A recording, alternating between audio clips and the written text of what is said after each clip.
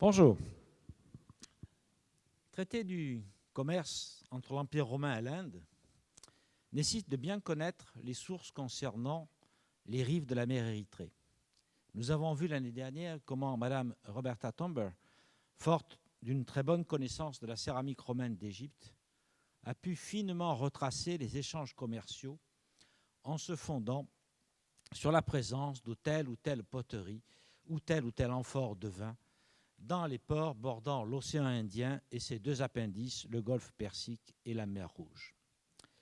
Federico de Romanis est un autre de ces passeurs de connaissances, maîtrisant les sources écrites occidentales, sources transmises par la tradition manuscrite, papyrus trouvés en Égypte et inscriptions grecques et romaines, aussi bien en Orient, notamment à Palmyre, qu'en Occident, mais il maîtrise aussi la documentation indienne et notamment les textes de la littérature tamile.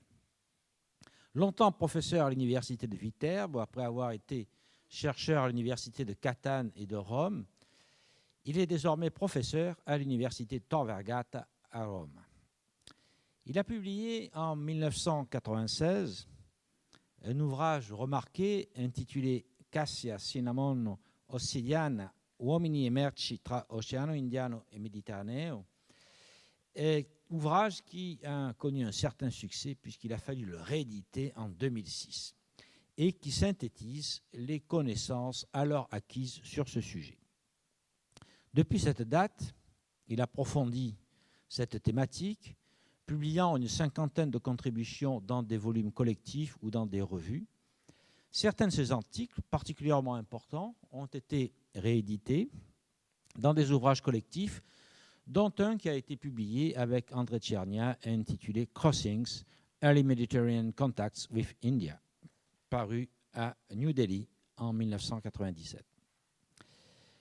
Ces travaux apportent des contributions essentielles sur divers sujets, allant de l'étude du papyrus dit de Musiris, dont il nous donnera quelques aperçus personnels, à celle du périple de la mer Érythrée, en passant par l'Inde du Sud, le Yémen, les échanges monétaires, l'approvisionnement de Rome et des produits aussi emblématiques que l'or, le corail ou le poivre. Il vient d'ailleurs d'écrire une synthèse sur le commerce du poivre qui paraîtra sous le titre Comparative Perspective on the Pepper Trade dans un ouvrage dont il dirige l'édition avec Marco Maiuro, Across the Ocean, 9 Chapters on Indo-Mediterranean Trade. C'est ce sujet particulier qu'il va traiter maintenant en prenant en compte la longue durée et en lui accordant un traitement d'ampio respiro, comme on dit en italien. Bien que nous soyons en Europe et que j'aurais eu plaisir de tenir ce séminaire en italien, le professeur de Romanis a tenu à présenter le résultat de ses recherches en français et nous l'en remercions. Après son intervention, nous ferons une brève pause et puis, comme d'habitude, je lui poserai un certain nombre de questions qui me sont venues en lisant son texte et en espérant qu'il aura quelques réponses. Ah, ok. Bon, je vais remercier M. Brun pour cette invitation qui me fait honneur. Merci à tous d'être ici. On va commencer cet séminaire par rendre hommage à la mission française qui, sous la direction de Laine Cuvigny, travaille avec résultats admirables dans le désert oriental égyptien. Par exemple, à Didimoy, l'effort sur la route Coptos-Bérénice, à propos duquel vous savez déjà tout. Je citerai ici 4 textes qui ont été publiés dans le volume Didimoy 2, édité par Adam Bulof Jacobsen. Ils ne sont pas sans intérêt pour le séminaire d'aujourd'hui, parce qu'ils mentionnent soit avec le terme piperi, soit avec le diminutif piperidion, la marchandise dont le commerce est le sujet de ces séminaires. Dans les deux premiers textes, un certain Albuchus veut savoir de Nannius et de Antonius d'abord, et puis, n'ayant eu de réponse de Paulus et Sempronius, combien de poivre avait été acheté à son nom évidemment et à quel prix. Je cite la traduction anglaise d'Alan Bullough Jacobson. Concerning the pepper, as I asked you and Antonius, if you have bought any, send a message so that I too may know how much and for how much. And on second Ostracon, again, is asking Paulus and Sempronius, and he writes, il écrit, and concerning the pepper, write to me if you have any, how much, and at what price, and tell Annius to send a message to me. Sur la base des indices offerts par le texte, l'éditeur suggère que Albuchus se trouvait à Phoenikon et qu'une quantité de poivre of the tax-free kind avait été achetée directly, if unofficially, from the docks at Berenike. Peut-être ces achats collectifs visaient seulement à approvisionner la consommation entre les militaires de Presidia, mais le fait qu'ils sont prêts à acheter une quantité indéterminée de poivre à un prix qui est lui aussi indéterminé n'exclut pas qu'ils pouvaient avoir de but en quelque mesure spéculatif. On peut donc soupçonner que nous avons ici un indice de petit contrebande pratiqué par les soldats, un phénomène qui est bien attesté pour l'Antiquité tardive. Des lois conservées dans le Codex Theodosianus et le Codex Justinianus cherchent à réprimer des pratiques qui semblent être traditionnelles parmi les militaires déployés aux frontières orientales. La première est de l'époque de Valens et fut publiée à Berytus. Elle précise que l'octava, la taxe de 12,5% sur l'importation de marchandises orientales, doit être payée partout, y compris le militaire. La seconde est de l'époque de Théodose et vise à arrêter toute illégalité à propos du vectigal alla barchie, l'impôt douanier sur les importations de la mer Rouge. Comme Théodose s'adresse aux comes Aegypti, c'est évident que les illégalités étaient commises par le militaire. Le réponse aux demandes d'Albuchus pourrait clarifier les dimensions quantitatives et les finalités de ces achats, mais malheureusement, on ne les a pas encore. En revanche, un autre ostracon de Didymo nous donne un prix de l'encens. Un Iulius, qui suggère l'éditeur au récit d'Aphrodite et Soros, écrive à Antonius qui est à Didymo. Après d'autres choses, il ajoute, je cite encore la traduction anglaise d'Adam Bullough Jacobson, concerning the frankincense, I wrote to Compassi, and they say, for 3 strateers. If any is brought up, I shall send it to you, for I do not have any here. Iulius a donc appris de Compassi, la station successive de la route vers Bérénice, que le prix de l'encens était de 3 statères pour une unité de poids implicite, qui, je crois, doit être la mine.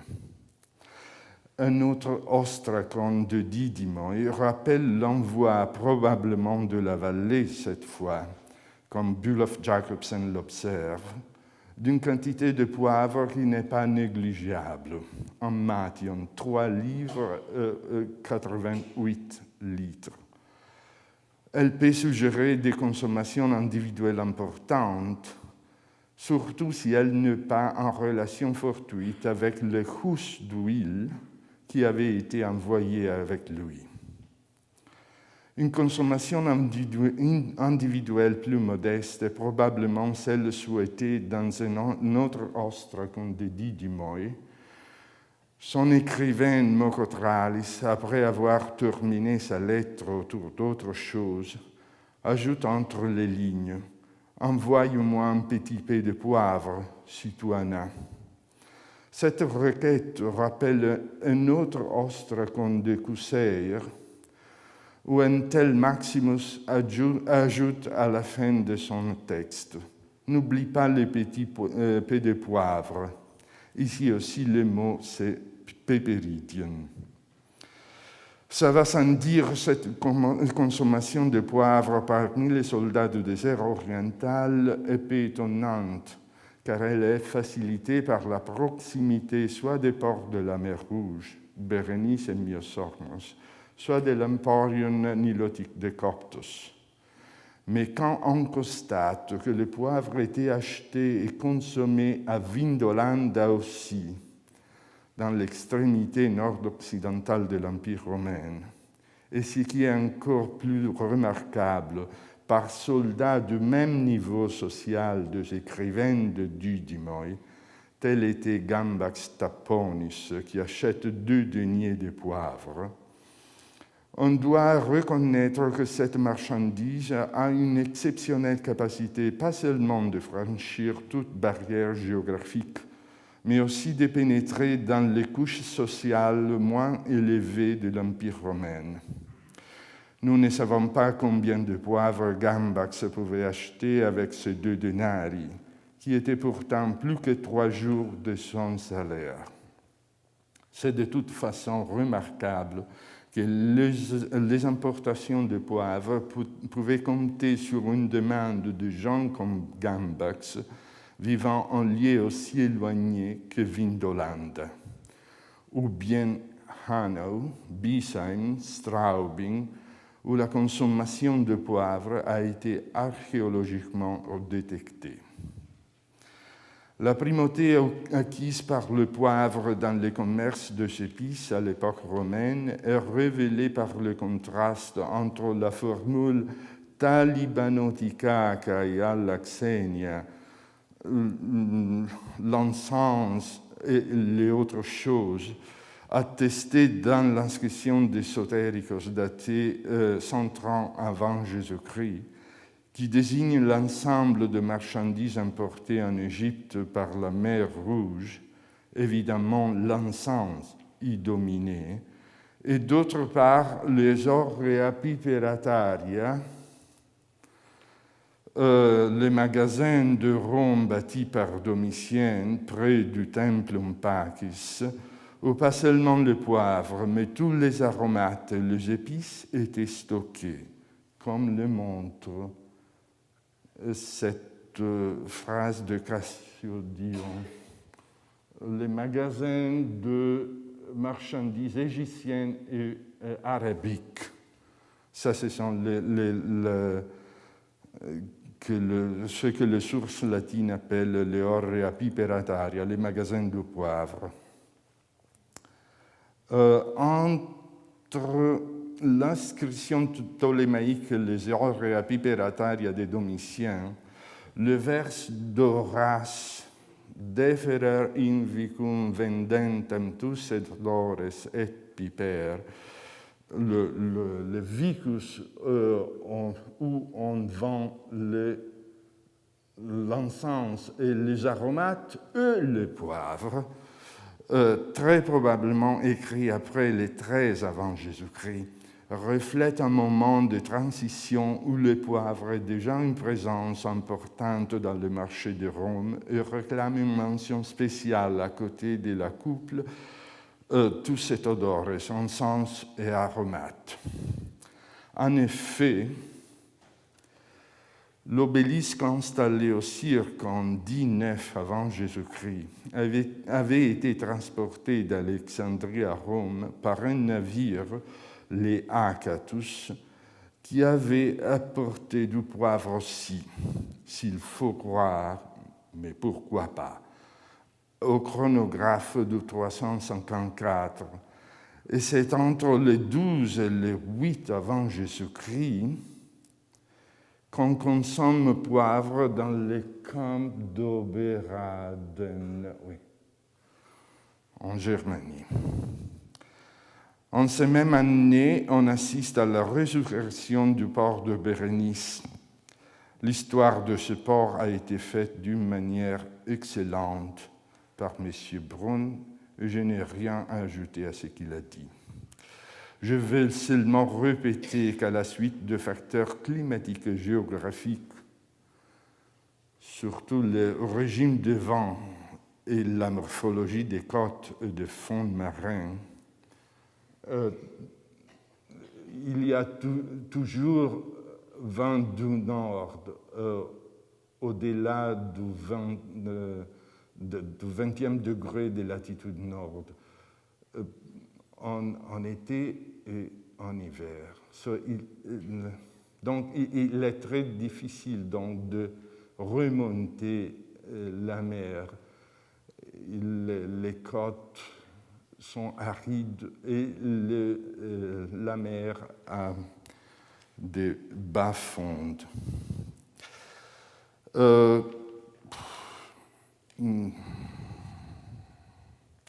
Comme le montre son inscription au Paneion de Wadi Menir, c'est en 2 avant Jésus-Christ que Gaius Numidius Eros débarqua à Bérénice en revenant de l'Inde.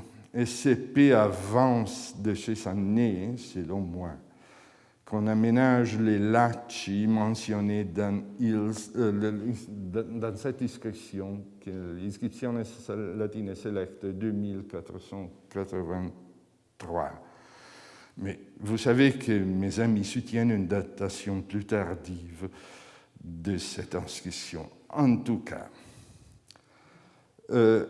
quand au plus tard, un an après Jésus-Christ, apparaît la titulature de préfet de Bérénice, Eparque Bernice. La situation avait beaucoup changé par rapport au 26 ou 25 avant Jésus-Christ, quand on naviguait vers l'Inde de Myosormos seulement. L'ancien port de Zéléphantégo et de Ptolémée avait rattrapé alors toute son importance. Bien, de même que Bérénice convenait aux très grands navires, le très grand navire convenait au commerce du poivre. La région assez délimitée, on le verra, d'où les grandes quantités de Piper nigrum étaient importées et les grandes distances maritimes que le poivre indien devait traverser avant de toucher les côtes égyptiennes, conseillaient de recourir à des navires de très fort tonnage. Cela nous amène à considérer un problème textuel dans un passage du périple de la mer Érythrée, notre source fondamentale pour l'histoire du commerce dans l'océan Indien dans l'Antiquité. Au chapitre 56, avant de dresser comme d'habitude la liste de marchandises exportées des ports qu'il vient de présenter, ce sont justement ceux de la ligne Iliquée, de la côte sud-occidentale de l'Inde. Il dit quelque chose à propos des navires qui naviguaient vers ces emporia.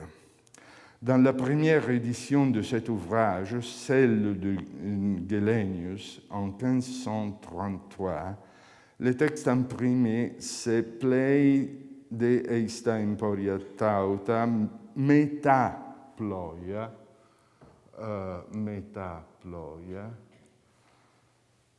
diatonon concatopletos tupipereos caitum malabatero. Méta, évidemment, n'a pas de sens.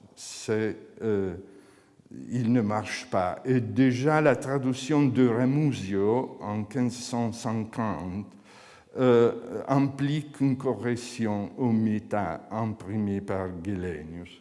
Ramusio traduit navigano a questi mercati navili grandi, de grands navires. So, le méta è devenu megala, grand. Per la grande quantità e molta copia di pepe e malabatro. La suggestion de Ramusio était accueillie par Stuck en 1577, qui imprima Polla, mais dans une note ajoutée Forcem Polla, vel megala legendum. Il faut lire peut-être Polla, beaucoup de navires, ou des grands navires, vel megala. La leçon megala, grand navire, fut adoptée par Müller et Frisch, même si ce dernier s'aperçut que la leçon du manuscrit n'était pas méta, grammaticalement impossible, mais mesta. Mesta. Et il avait raison, c'est mesta.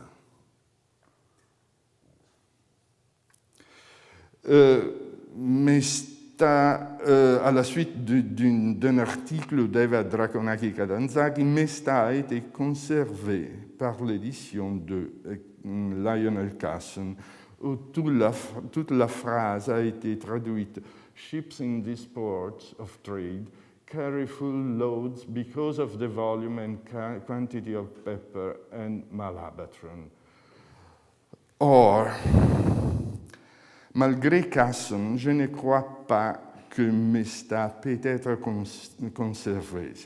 Il est grammaticalement possible, mais il n'a pas aucun sens. Je crois pourtant que la correction qui s'impose, c'est celle de Megista, d'une originale Megista ploia, avec une aplographie, ils deviennent Mesta ploia. Donc, voici le texte et la traduction que je propose. Ce sont de très grands navires qui naviguent vers ces emporia à raison de l'oncos et le plétos, du poivre et du malabatron. La masse, le poids et la quantité du poivre et du malabatre. Le malabatre, ce sont de feuilles de tamala. C'est-à-dire, l'auteur du périple note que les grandes quantités de poivre et malabatron disponibles dans l'emporia de l'Inde du Sud, et au moins pour ce qui concerne le poivre seulement par là, dans le seul lieu de ces emporia, il y a beaucoup de poivre, a permis un commerce avec des navires de très grand tonnage. Cette observation peut être comparée à ce que le même auteur note à propos de Mundu dans la côte de la Somalie du Nord, où la grande quantité disponible de cassia, très évidemment un produit local de la Cinnamomophorus scora, pourrait permettre un commerce avec des bateaux plus grands de ceux qui vont habituellement. Comme l'a bien dit André Tchernia, c'est le trafic qui fait les tonnages, pas les tonnages qui fait les trafics. La correction de Mesta et Megista à Périple 56 peut être confortée par plusieurs d'autres indices fournis soit par le même Périple, soit par le chapitre 106 du 6e livre de la Naturalis Historia de Pline l'Ancien, qui, pour ce qui concerne le commerce avec l'Inde du Sud, sont aussi importants que le périple de la mer Érythrée. Pline n'affirme pas explicitement que le navire qui faisait voile vers l'Inde du Sud fût de très fort tonnage, mais plusieurs détails de son récit l'impliquent. Tout d'abord, selon Pline, le navire pour l'Inde du Sud pouvait s'arrêter en Arabie, à Océlis, au Cane, pouvait se diriger en Inde, à Mosiri, à Bekere, mais il partait toujours de Bérénice seulement, ce qui doit être expliqué par le fait que la navigation contre le vent était particulièrement pénible pour les navires de très grand tonnage. Et donc, il préférait s'arrêter au plus méridional des ports d'Égypte. Encore, ces navires accommodaient des cohortes Sagittariorum. Cohortes, unités militaires de au moins 500 armées. C'est probablement hyperbolique, mais un considérable nombre d'archers nécessite un espace que seulement un grand navire peut allouer. Enfin, ces navires croissaient très lentement. Ils arrivaient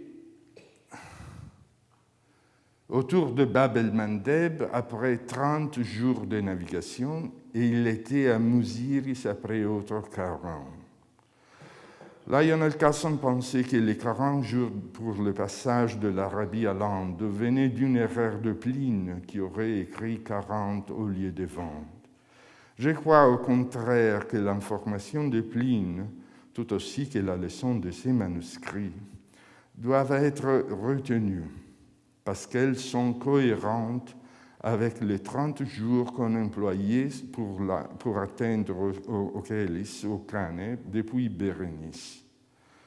Cette lenteur de navigation se reflète dans les estimations de distance maritime à l'intérieur de la mer Rouge et dans le golfe d'Aden données par le périple.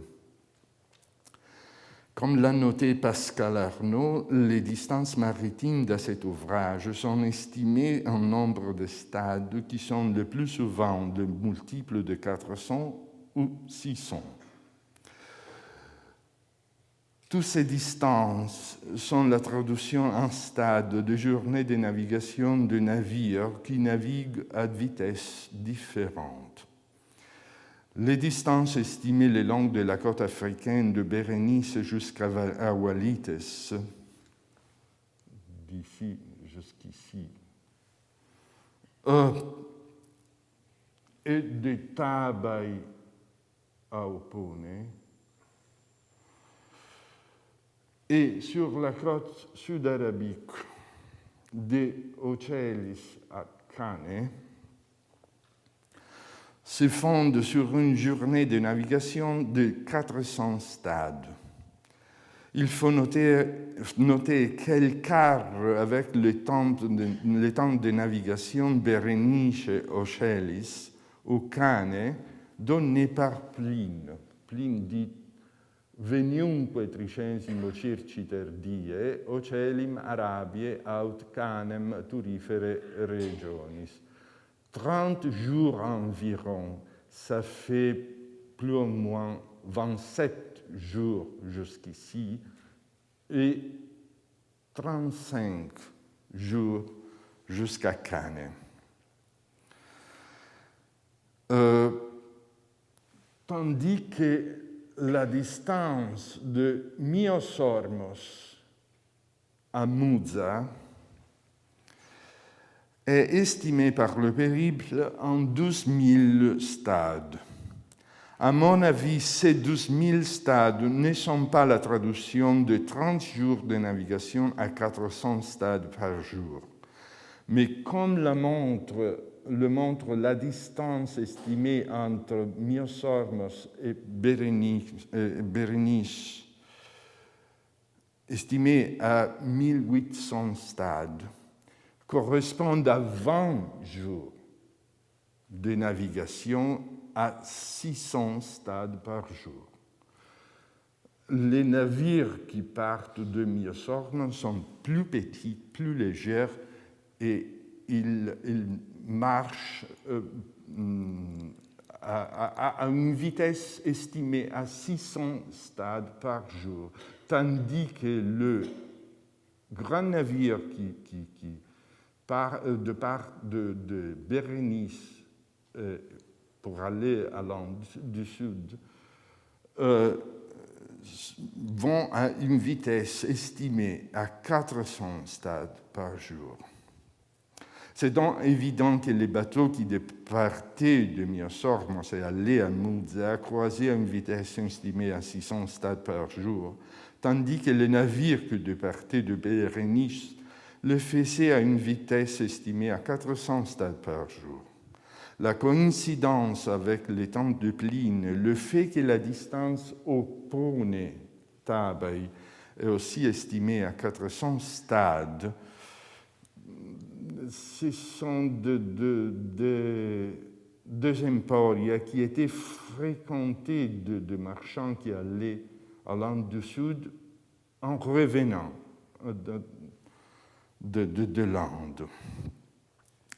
Prouve, à mon avis, que ces bateaux, c'étaient les grands navires à destination de l'Inde du Sud, qui allaient donc beaucoup plus lentes de ceux qui naviguaient de Mysoreum. Finalement, le navire à destination de l'Inde du Sud devait commencer leur voyage de retour pas plus tard que le 13 janvier, c'est-à-dire beaucoup auparavant du navire qu'avant les Portugais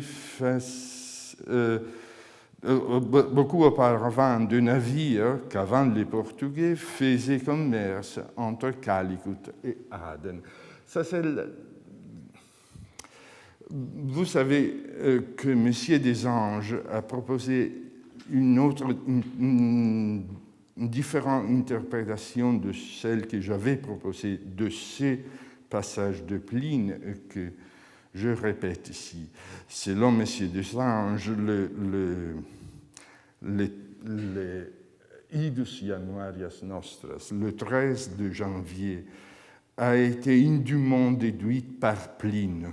La vraie date serait celle du calendrier égyptien, le 6 du mois de Mechir. Je ne peux pas arrêter sur ce point. Je dis seulement que même si Messier des Anges, tout ce que Messier des Anges écrive est ravissant par son érudition et sa finesse. Je dois avouer que je ne suis pas entièrement convaincu cette fois sur ce point. De toute façon,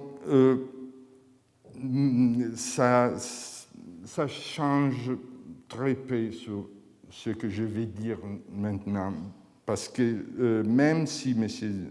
Desanges a raison sur ce point, ça changerait peu, car la dernière date pour le voyage de retour serait toujours beaucoup antérieure à celle du navire de Calicut dans le 14e, 15e siècle.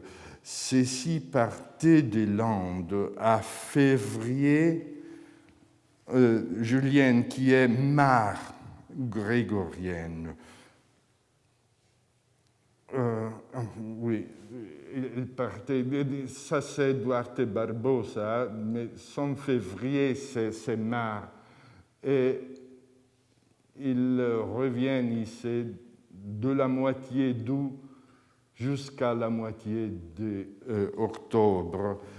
Ça, c'est les passages de Ibn Majid, de traduction de Tibet. He who lives in India is the land du Sud. On the 10th day, le 2 de mars, is a sound man. He who lives on the 110th will be all right. However, he who lives on the 120th is stretching the bounds of possibility, and he who lives on the 130th is an experienced and ignorant gambler. Donc il était possible, il était traditionnel de partir en mar de Calicut. Mais les navires de Calicut étaient très petits, 1000 et 1200 barrares de carga. Ça fait moins que 200 tonnes.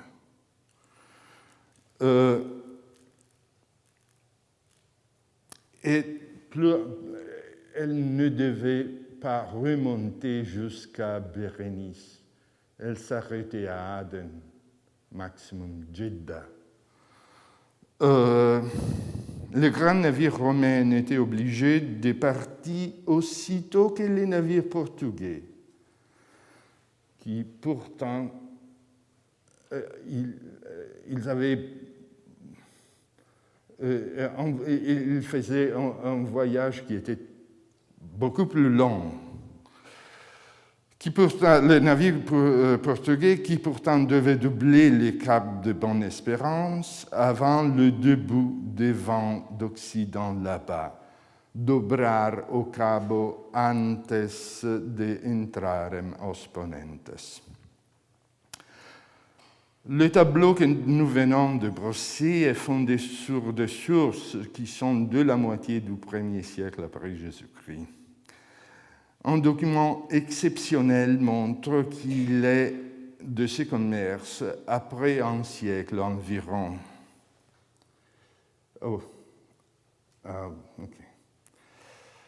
Voilà la Papyrus Vindobonensis Greca, 1822, couramment dit le Papyrus Mosiris. C'est un papyrus opistographe dont les deux textes sont datés d'après la paléographie à la moitié du IIe siècle après Jésus-Christ environ. Leur interprétation n'est pas facile, surtout parce que nous avons un fragment de ce qu'il fut.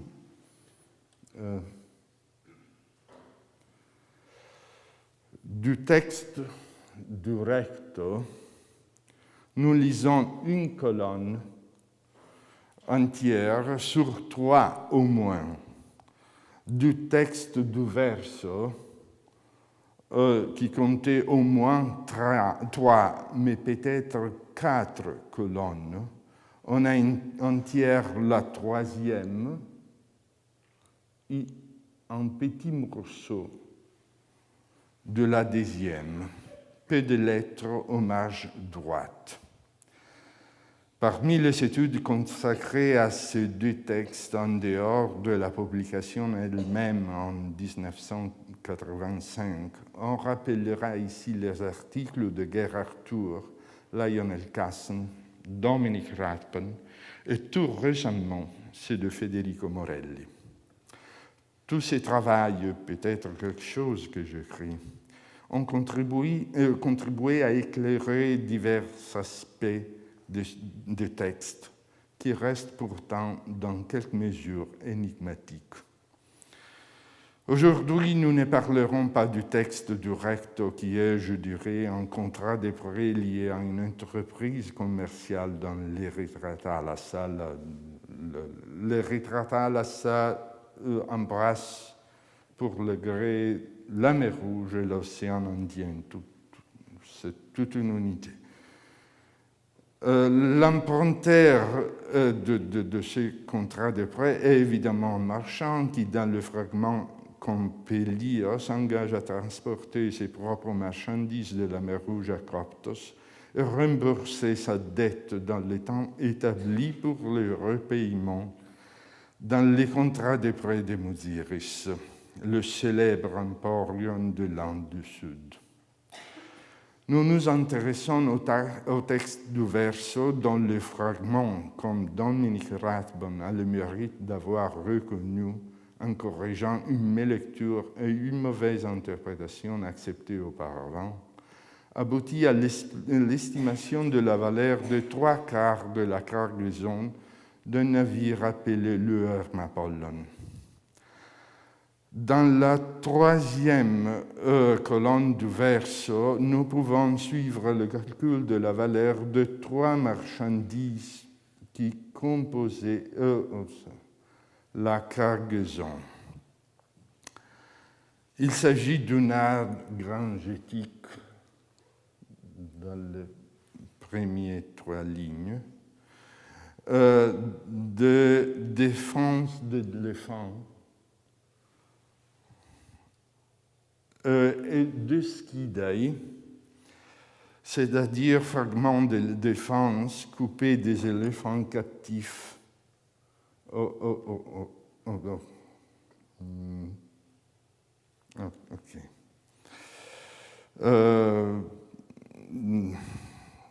Dans l'Antiquité comme aujourd'hui, on les coupait de temps en temps. Comme art gangétique et ivoire se retrouvent dans la liste dressée par l'auteur de la périple de la mer Érythrée parmi les marchandises disponibles aux emporia de la Limericae, et comme le roi de Ceralar qui contrôlait Muziris était fameux pour leurs nombreux éléphants de guerre, c'est très probable que la cargaison de l'Eurm Apollon venait de Muziris. La valeur totale est considérable. Il s'agit de 1151 talents et 5852 drachmes, comme Federico Morelli l'a lu, ce qui donne une valeur de presque 10 millions de sesterces à la cargaison tout entière. Ça fait presque 100 000 monnaies d'or de plus de 7 grammes.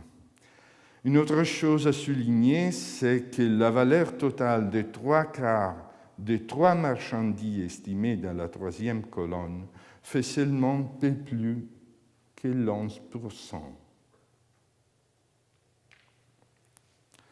de la valeur totale des 3/4 de la cargaison. Évidemment, les 88% de la valeur étaient calculés dans la ou les colonnes partiellement ou entièrement perdues. Il faut encore noter que les calculs de la valeur de 3 marchandises à la troisième colonne occupent des espaces inégaux.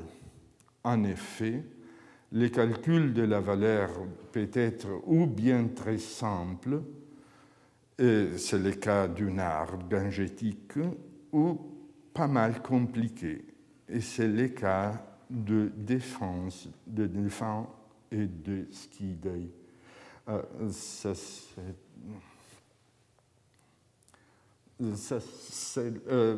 Donc, aujourd'hui aussi, on coupe les défenses des éléphants captifs pour réduire leur agressivité. Autrement, ils se brouilleraient entre eux.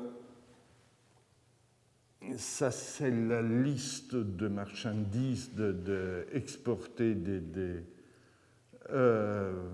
emporia de la Limericae. Il y a l'ivoire et les nards gangétiques qui viennent du Gange.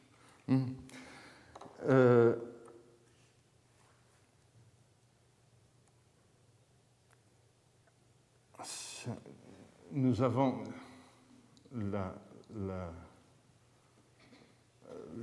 l'espace occupé par le calcul, c'est très divers dans les papiers. Ça, c'est le calcul de la valeur du nard gangétique. On a 60 kistei, corbeilles, qui chacun a la valeur de 3/4 de talents, et la valeur de 60 corbeilles, c'est 45 talents. Ça, c'est très simple. C'est assez plus compliqué le calcul de la des défenses, parce qu'il y a une petite, très petite portion une très petite partie du total qui est détachée. Le reste est traduit d'unité de poids égyptienne à l'unité de poids romaine, de talent à livre, et ensuite, encore une fois, de livre à talent, mais avec de diverses proportions. On traduit en livre à ces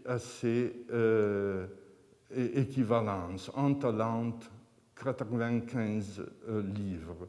Et des livres à talent à un talent égal à 97,5 livres. Les résultats, le poids nominal est inférieur de à peu près 2 talents. Ensuite, tous les dés, ce poids est multiplié par un prix de 100 drachmes par mine. La petite partie est aussi évaluée, mais sans traduction au prix de 100 drachmes par mine, et on a ces résultats. Le procès de Skidai, c'est le même. C'est le même. On change seulement le poids.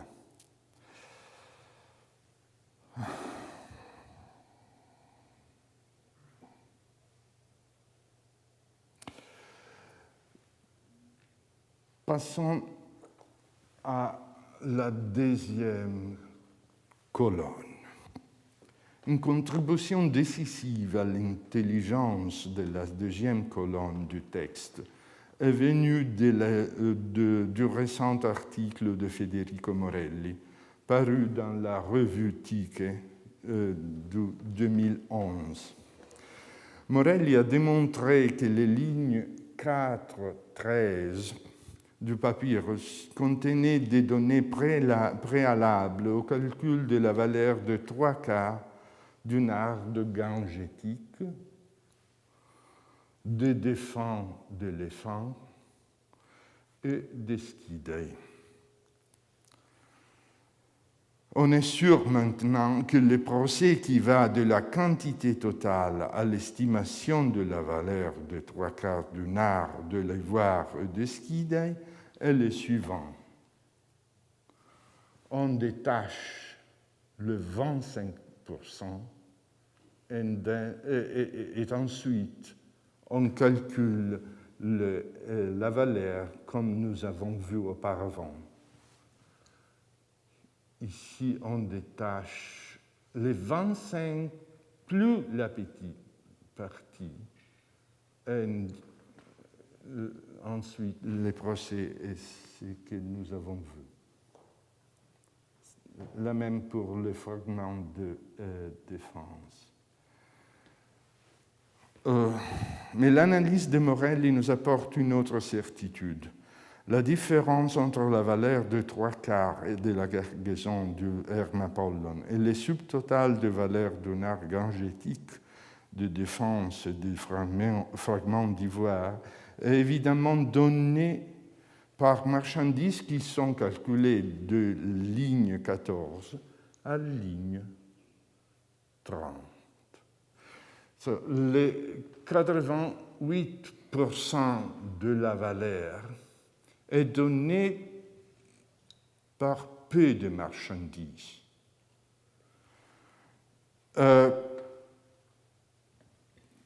Aux lignes 25-26 de la colonne 2, Morelli a lu la somme de 770 en talents et 4632 drachmes. Nous revenons donc à la question d'Albusius. Posum kai posu. Combien de poivres et à quel prix? Morel y rattache cette somme au poids enregistré à la ligne 21, qui lit comme 3215 talents et 43 mines. En effet, au prix de 24 drachmes par mine, un tel poids donnerait exactement la somme enregistrée aux lignes 25-26. La quantité totale de poivre évaluée serait donc de 130 tonnes environ.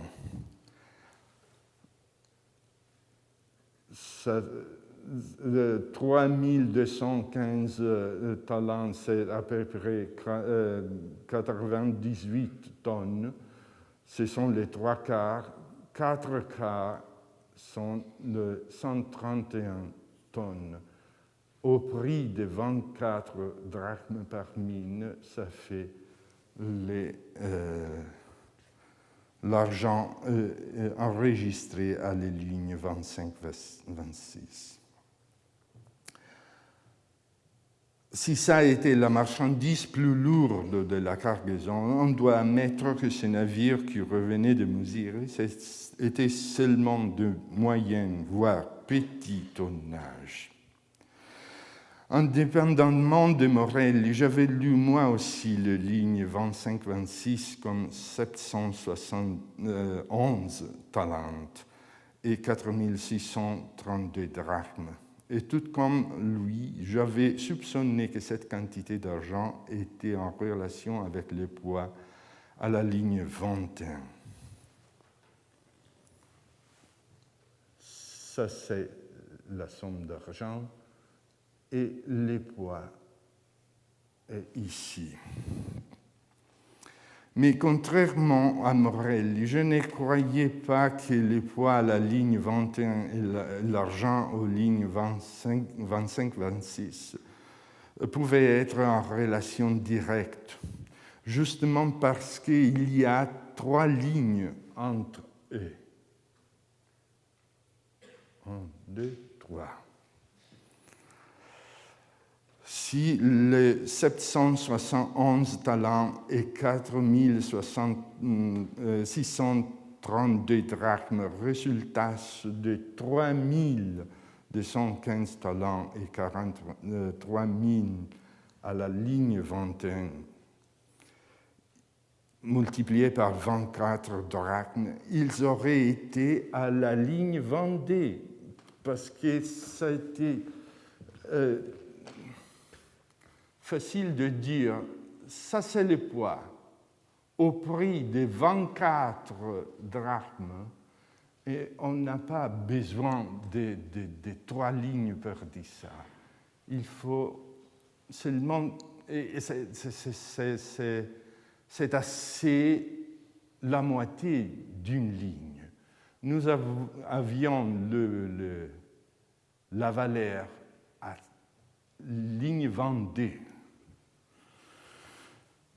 Bref, mon hypothèse de travail, c'est que la valeur du poivre a été calculée selon le complexe schéma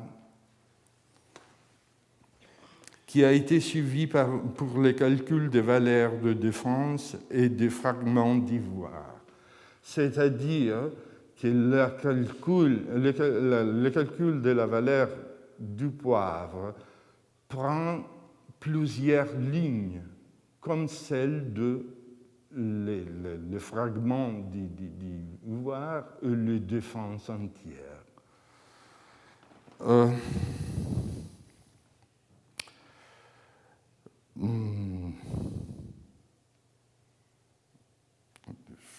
Oui. Après quelques calculs que je vous épargne, j'ai abouti à cette hypothèse. Les poids à lire à la ligne 21, c'est 13 223 talents et 2 mines. Il faut traduire des talents à livres à la proportion d'un talent 95 livres et retraduire de livres à talent à la proportion de 97 et 2 tiers livres en talents. Le poids obtenu, c'est 12 862 talents et 52 mines. Et multiplié par un prix de 6, pas 24, mais 6 drachmes par mine, on arrive au même résultat, 771 talents et 4632 drachmes. À la ligne 30, il y avait la somme des valeurs du poivre.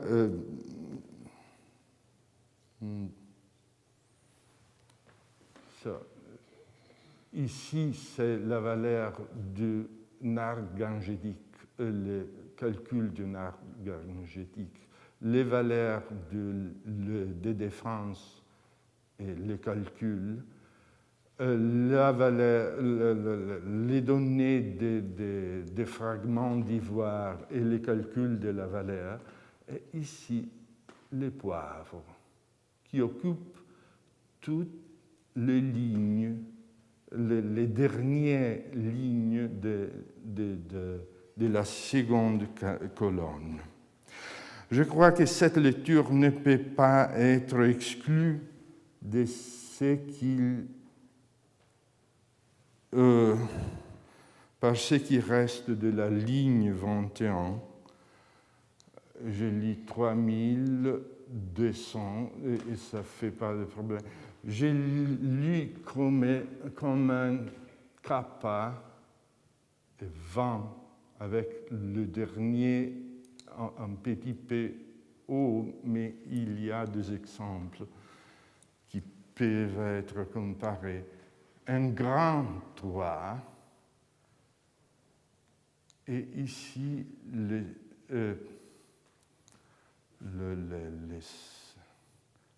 l'abréviation pour mine et on a des choses qui peuvent être compatibles avec un 2. Mais ça, c'est surtout confirmé, je crois, par la succession de poids aux premiers 3 lignes de colonne 2, qui évidemment présentaient des poids relatifs à la marchandise évalués aux lignes 20-30, et par le poids à la ligne 27, qui quantifiait la partie prise par les arabarches.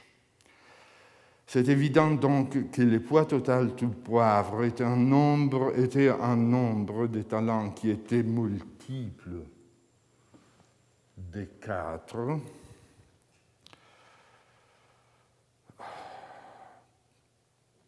Plus 59 mines.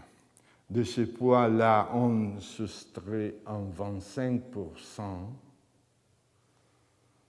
qui est un nombre de talents plus 14,75 mines, est une partie prise par les arabarches, qui est un nombre de talents plus 44,25 mines, et finalement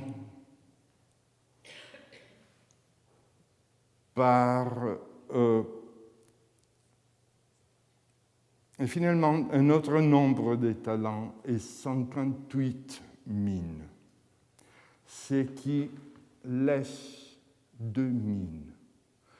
Les 58 mines qui sont sûres, sont indisputables, confirment, à mon sens, les 2 mines qu'est-ce que ça veut dire finalement tout ça? Ça veut dire que le poivre emporté par le Urma Apollon était plus que 540 tonnes, entassées dans un espace de plus de 1000 mètres cubiques. Je laisse aux spécialistes d'architecture navale d'imaginer comment devait être un vaisseau chargé de 540 tonnes de poivre, plus presque 100 tonnes d'autres marchandises.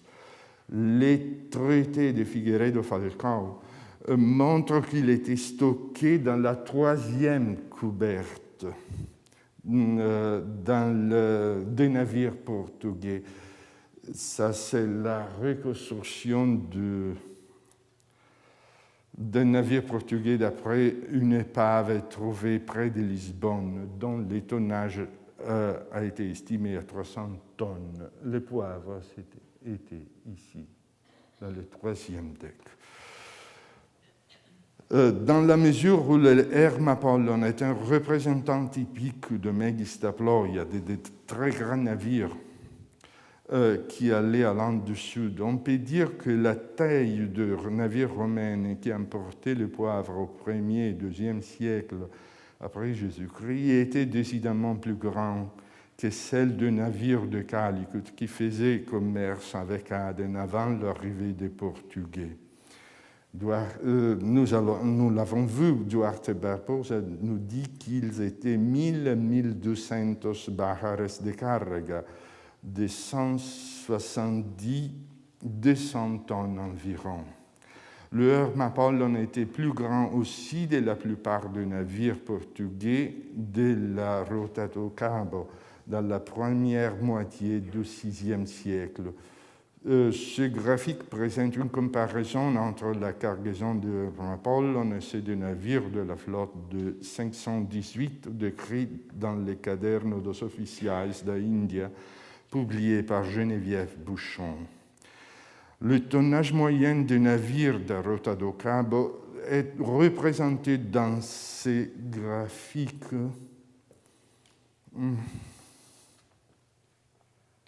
Généralement, ils étaient plus petits que le Herma Apollon. Seulement les plus grands des navires portugais de cette période, les galions São Bento et São João, pouvaient égaler les tonnages du Herma Apollon. Nous l'avons déjà souligné, très fort tonnage implique facilité d'approvisionnement, mais à quelle échelle exactement? Autrement dit, combien de navires on peut imaginer qu'allaient chaque année à l'Inde du Sud? On sait que Strabon parle de 120 navires qui partaient pour l'Inde quelques années après la conquête romaine de l'Égypte. Or, la comparaison avec les exportations de poivre d'époque médiévale et moderne nous apprend qu'à l'époque romaine, il ne peut pas être question de centaines de navires à l'Inde du Sud, peut-être pas même de dizaines de navires s'ils étaient comme le Herma Apollon. Duarte Barbosa parle de 10-15 navires qui exportaient poivre et épices de Calicut à Aden, Mecca, etc. Ce qui fait des cargaisons pour 1600-3000 tonnes. Les Portugais firent Les Portugais firent leur plus grand envoi d'épices en 519. Et ça fut de 4000 tonnes environ, dont presque de 1900 étaient poivres et presque 1200 autres épices. Dans le courant de la première moitié du VIe siècle, les exportations de poivre se rangent entre le 1000 et le 2000 tonnes, le 1000 et le 2000 tonnes, et même plus tard, en 585, les contrats entre la couronne portugaise et Giovan Battista Rovelasca se fera sur la base de 30 000 quintais, 1500 tonnes environ de poivre à importer. D'autre part, les estimations de la production du Malabar central faites par les Portugais du VIe siècle évoquent des ordres de grandeur qui ne sont pas très loin du maximum atteint au 1519. Ça, ce sont les exportations du poivre. Oui. Ça, c'est l'estimation de Nuno de Castro. Si on ne tient pas compte de l'évaluation ronde et très générale de 100 000 bachars répétée par Francisco da Costa au début du XVIIe siècle, la plus haute et plus précise estimation limitée à l'arrière-pays de Cochin, c'est-à-dire de Muziris, celle de Nuno de Castro en 520, compte seulement 26 000 bachars, 4 300 tonnes. Naturellement, il n'est pas interdit de penser que l'Inde du Sud produisait et exportait poivre en quantité plus large au 1er et 2e siècle après Jésus-Christ qu'au 16e. Mais c'est difficile d'imaginer un changement si dramatique tel qu'on devrait postuler s'il y avait 120 navires comme les Hermapole.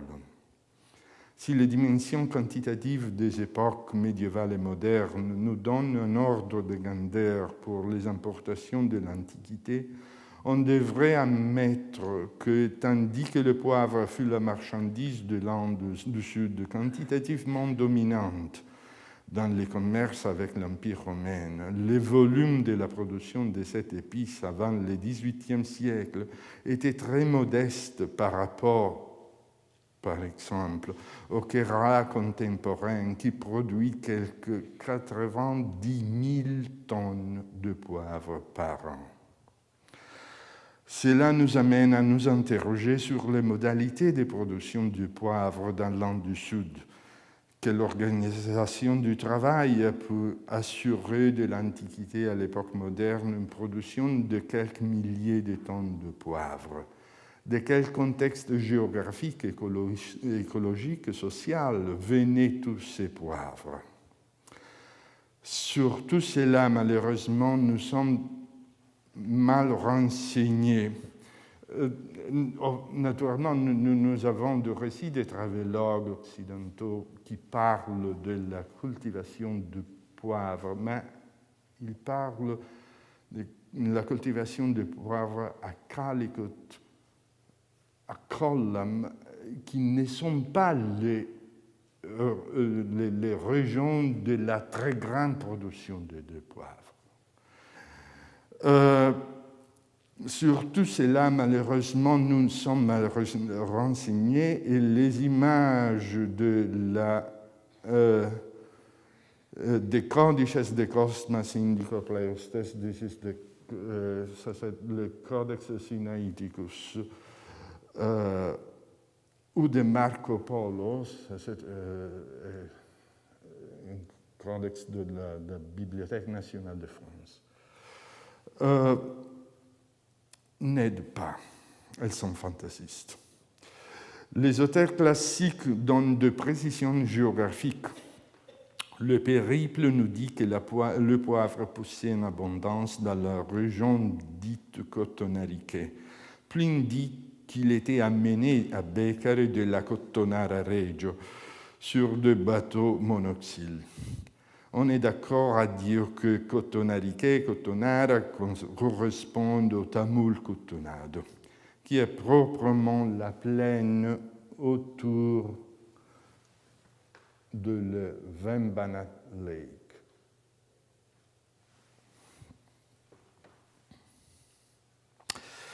Dans leur première année en Inde, les Portugais et les Italiens qui le répètent disent que le poivre vient de la montagne. En 1505, Álvaro Vaz dit que le poivre vient de la Serra, en amont du fleuve Perillar. 5 aux 6 lieues de la cité de Cochin. Pour autant que je sache, c'est seulement autour des années 40 du XVIe siècle que le roi d'Uvadakencourt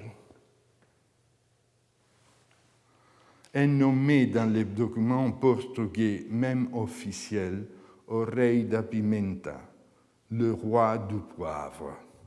Un surnom qui montre que c'est dans cet endroit que s'est concentrée une bonne partie de la production de cette épice. Les marchés et les douanes du poivre, mentionnés en 1548 par Nicolau Gonçalves, sont le long du fleuve tout autour de Vembanad Lake et au nord de Cochin. Cette géographie du commerce du poivre au XVIe siècle explique, à mon avis, le commerce bicéphale.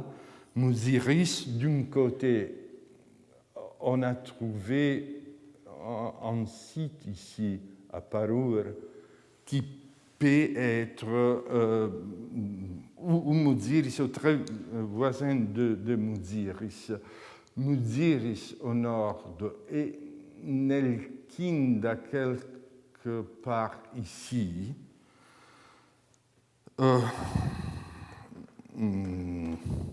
Cette géographie du commerce du poivre au XVIe explique, à mon avis, le commerce bicéphale, Muziris d'un côté, Beker et Nelkinda de l'autre, de l'Antiquité.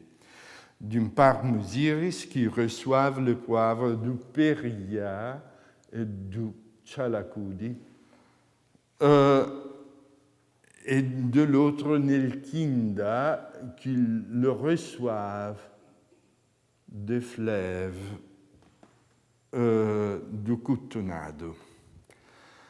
La notion géographique de Cotonareggio du périple de Pline ne distingue pas entre les pentes de Western Ghats qui produisent le poivre et la plaine du Cotonado qui le reçoivent. La spécificité de l'économie des Western Ghats, de la pente de la montagne, est pourtant soulignée par la poésie tamoule, où Muziris est caractérisé comme un lieu où on échange le bien de la montagne et le bien de la mer, le poivre et les poissons, tandis que le riz vient de rizières de la plaine.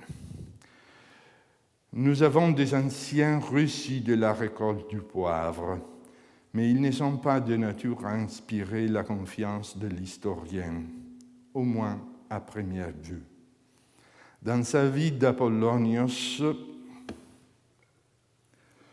Philostrate raconte que les poivres, tout comme l'encens et le cinnamon, poussent dans le Caucase indien et qu'il est recueilli par des singes au profit des Indiens. Isidore de Séville, qui place lui aussi le poivre dans le Caucase indien, dit qu'il est gardé par des serpents et que les indigènes de cette région, quand le poivre est mûr, mettent en fuite les serpents avec le feu et recueillent ensuite le poivre noirci par les flammes. On est tenté de se débarrasser de ces contes merveilleux en les casant parmi les plusieurs d'autres qu'à partir d'Hérodote ont entouré les commerces de aromates et des épices. Le chapitre de Philostrate commande pourtant un surcroît d'attention, parce que son auteur sait à propos des landes beaucoup plus qu'on ne le croirait. À plusieurs reprises, la partie indienne de son roman dénonce des empreintes de récits de marchands, qui sont pourtant seulement un des ingrédients de son procès créatif. Recyclés dans des contextes fantaisistes, ils ne sont pas toujours faciles à identifier. Quand Philostrate raconte que le roi Erythras avait interdit aux Égyptiens d'avoir dans le Atlas plus qu'un navire, que ces derniers avaient conçu un navire trop grand pour faire le commerce avec les Indiens, on peut facilement dire que les très grands navires destinés au commerce avec l'Inde du Sud sont une réalité solide, tandis qu'une fantaisie sûre, c'est celle du roi Erythras. Mais qu'est-ce qu'il faut penser de sa loi qui permet un seul navire? Est-ce que cela reflète une baisse du commerce entre l'Égypte romaine et l'Inde du Sud au début du IIIe siècle après Jésus-Christ, ou c'est seulement l'énième invention de Philostrate? Dans le récit qui concerne la récolte du poivre, il y a plusieurs éléments qui sont sans doute hors de contexte. Le cinnamon, l'encens, le lion. Naturellement, les singes qui récoltent le poivre sont eux aussi fantaisistes.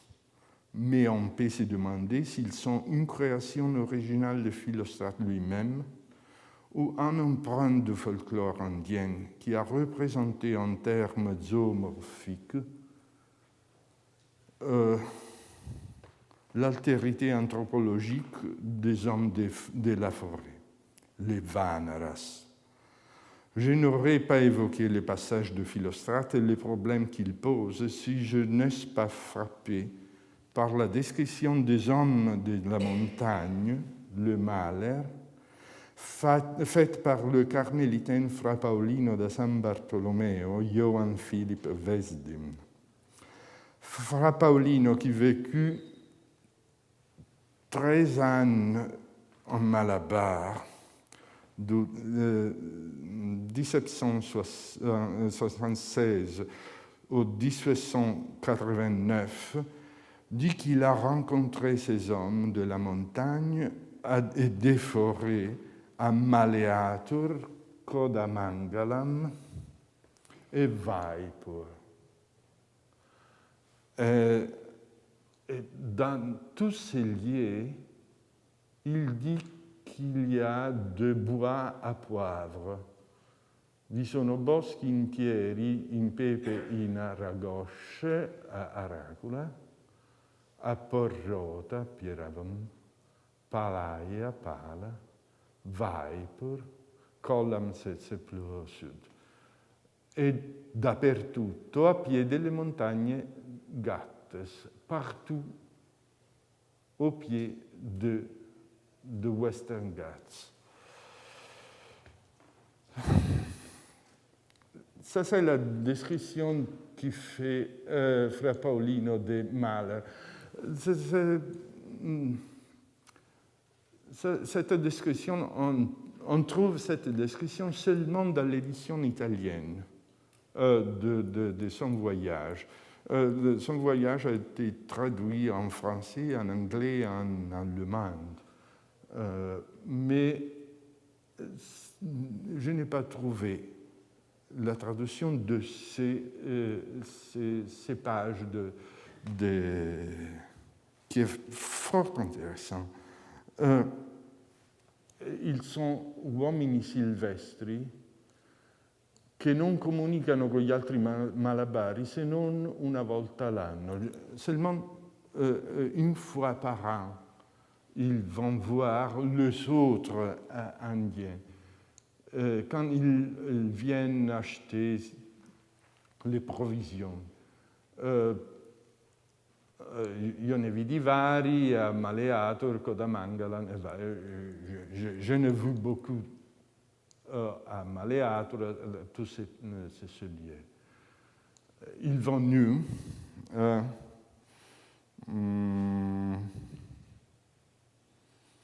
Il dit qu'il a rencontré ces hommes de la montagne, de forêt à Maleatur, Kodamangalam et Vaipur. Il le présente comme des hommes des forêts qui vont nus, hommes et femmes, dans les forêts et dorment sur les arbres par crainte des tigres. Il récolte le miel, il mêle, la cire, le cardamome, le poivre et autre herbe médicinale. Quand Fra Paolino rencontre les Mahler, les plantations du nord du Malabar, de Tallicherri, Mahé, etc., avaient déjà sapé leur commerce du poivre, qui désormais, dans leur économie, ne semblait pas plus important que le miel, la cire, le cardamome. Mais le fait qu'ils vivent dans des bois des bois à poivre et qui continuent à vendre leurs poivres suggère une liaison avec les songes de Philostrate et donc l'hypothèse que de l'époque romaine à celle portugaise, les exportations en poivre de Malabar se fondaient sur la récolte de ces hommes de forêt. Merci de votre attention.